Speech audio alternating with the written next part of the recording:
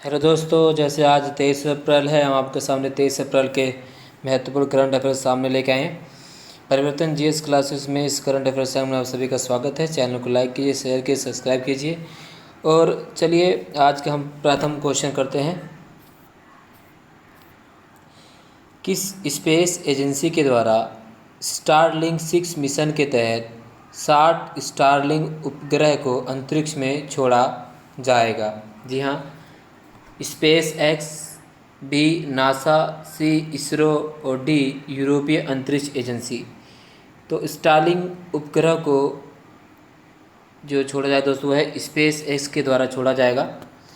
और यदि हम इसमें और ज़्यादा बात करें तो दोस्तों देखेंगे हम तो जो मिशन है ये एलन मार्क्स, जी हाँ दोस्तों, एलन मस्क, जी हाँ, एलन मस्क के नेतृत्व वाले स्पेस एक्स ने अपने जो फाल्कन 9 रॉकेट से 23 अप्रैल को स्टारलिंक 6 मिशन के तहत वो शुरुआत करेगा।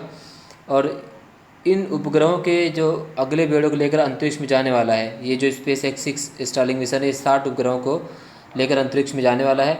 इसे कहाँ से छोड़ा जाएगा दोस्तों? इसे फ्लोरिडा के केप कैनावरल स्थित नासा के कैनेडी अंतरिक्ष केंद्र से जो उसको सैटेलाइट को छोड़ा जाएगा।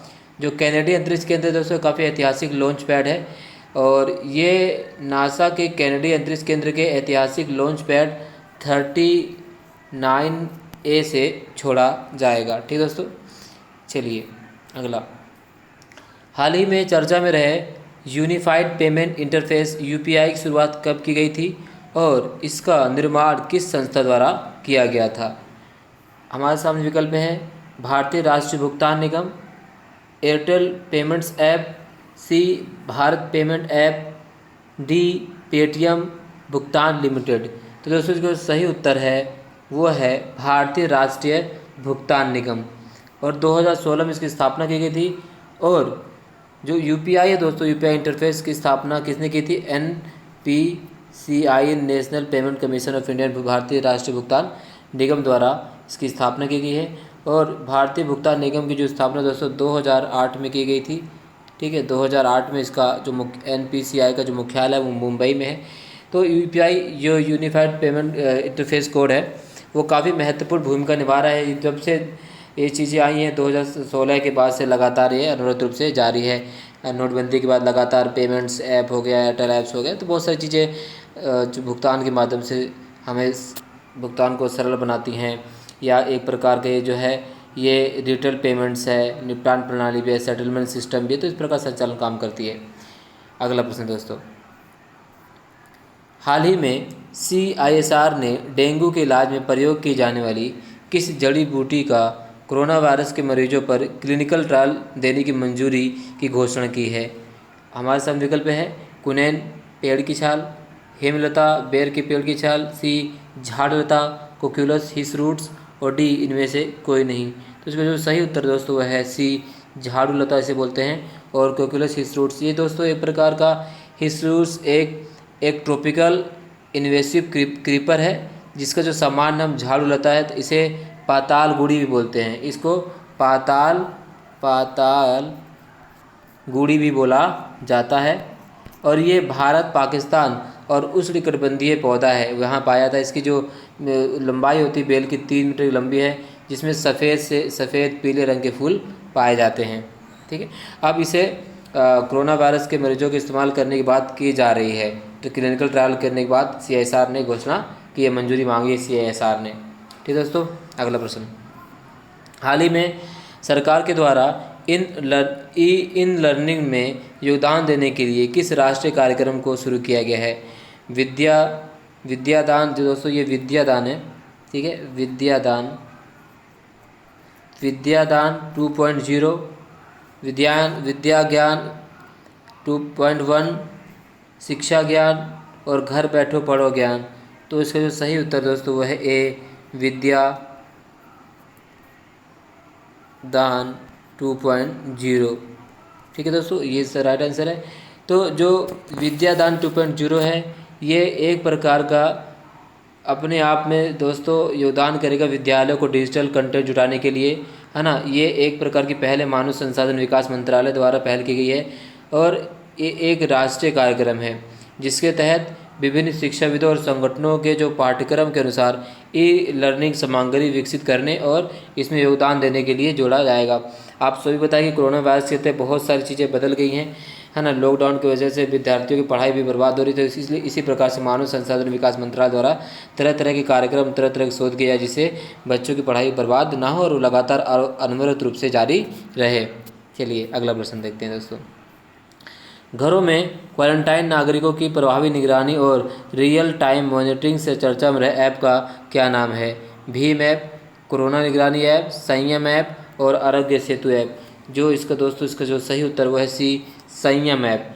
तो संयम ऐप कोरोना जो जो रखे गए हैं होम क्वारंटाइन में उनकी निगरानी करने के लिए बनाया गया ऐप है। यह जो है पुणे नगर निगम द्वारा बनाया गया ऐप काफ़ी महत्वपूर्ण है ताकि जो क्वारंटाइन है वो सही से, हमने बहुत सी खबरें देखी क्वारंटाइन लोग जो है घर में सही से क्वारंटाइन नहीं कर पा रहे, अपने आप को बाहर निकल रहे हैं, तो इन्हीं सभी को निगरानी रखने के लिए ये बनाया गया है पुणे नगर निगम के द्वारा। Sanyam app is the right answer. Okay. हाल ही में किस देश के द्वारा सैन्य उपग्रह नूर को लॉन्च किया गया? जी हाँ, किस देश के द्वारा सैन्य उपग्रह नूर को लॉन्च किया गया है? Iran, Pakistan, Iraq, Saudi Arabia. तो दोस्तों इसका जो राइट आंसर वो है ईरान के द्वारा नूर उपग्रह लॉन्च किया गया है। और ईरान के किसके माध्यम से लॉन्च किया गया है? ईरान के अर्धसैनिक रेवोल्यूशनरी गार्ड ने एक सैन्य उपग्रह नूर को लॉन्च किया है। यह उपग्रह पृथ्वी की सतह से 425 किलोमीटर ऊपर, जहाँ पृथ्वी की सतह से 425 किलोमीटर ऊपर कक्षा में सफलतापूर्वक विस्थापित कर लिया गया है। और ये तब किया गया जब अमेरिका और ईरान में काफ़ी ज़्यादा ठनी हुई है। इससे पहले हमने देखा था कि अमेरिका द्वारा जो हमला हुआ था उसमें ईरानी जनरल कासिम सुलेमानी की मौत भी हो गई थी। तो इसी चक्कर में ये अर्धसैनिक सुरक्षा बलों द्वारा लॉन्च किया गया उपग्रह, सैनिक उपग्रह लॉन्च किया गया ईरान के द्वारा, जिसका नाम रखा गया है नूर। हाल ही में चर्चा में रही हार्ड इम्यूनिटी क्या है? ए बड़ी आबादी की बीमारी से ग्रसित होकर और बीमार पड़ना, वे लोग जो कोरोना से ठीक हो चुके हैं उनसे संबंधित। सी बड़ी आबादी की बीमारी से संक्रमित होकर सामूहिक प्रतिरोधकता का विकसित होना। और डी उपरोक्त में से कोई नहीं।